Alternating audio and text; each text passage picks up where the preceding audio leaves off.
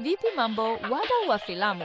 Karibuni tena kwenye channel yenu pendwa, ambapo tunachambua yale yote makali kwenye ulimwengu wa sinema. Muhimu usisahau kutufollow kwa kubonyeza follow button hapo juu kama wewe ni mtumiaji wa Facebook, na pia kama unatumia YouTube basi bonyeza kitufe cha subscribe ili upate video zetu kwa haraka zaidi tunapopost. Asante. Wiki hii imekuwa moto na kuna filamu 5 zimeteka vichwa vya habari na gumzo kila kona.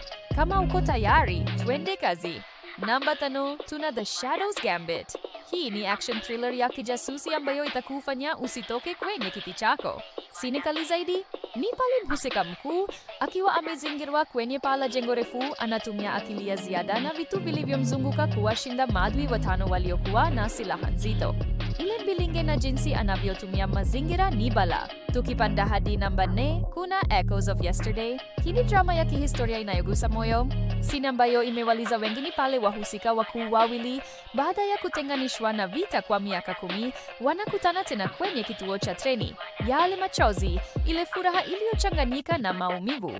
Ni scene ambayo itabaki nawe kwa muda mrefu sana. Namba 3, tunarudi kwenye action na Velocity Break. Filamu hii imejaa mbio za magari na milipuko, lakini scene inayovutia zaidi sio ya magari. Ni ile ya mapigano ya ana kwa ana ndani ya kontena linaloyumba juu ya meli baharini. Kila pigo, kila mkwaju unahisi presha ya mazingira. Ni ubunifu wa hali ya juu. Tukikaribia kileleni, namba 2 ni Cosmic Drift. Hii ni sayansi ya kubuni itakayokupeleka kwenye galaksi nyingine. Wengi wanazungumzia scene ya Silent Fall, ambapo chombo cha angani kinapoteza nguvu na kudondoka taratibu kuelekea kwenye sayari isiyojulikana. Ukimya uliopo angani, hofu ya wahusika na uzuri wa sayari hiyo kwa mbali ni sanaa tupu.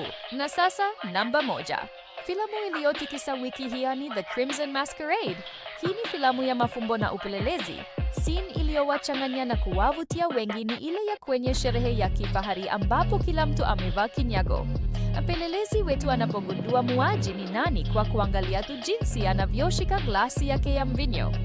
Ule ukimya unaofuata na macho ya wote kumgeukia ni wa kutisha na wa kuvutia kwa wakati moja. Na hizo ndizo filamu 5 zilizotamba wiki hii. Je, umeshatazama ipi kati ya hizi? Au kuna nyingine nimesahau? Niachi komenti hapo chini. Usisahau kulike, kushare na kusubscribe ili usipitwe na uhondo. Tutaona na wiki ijayo.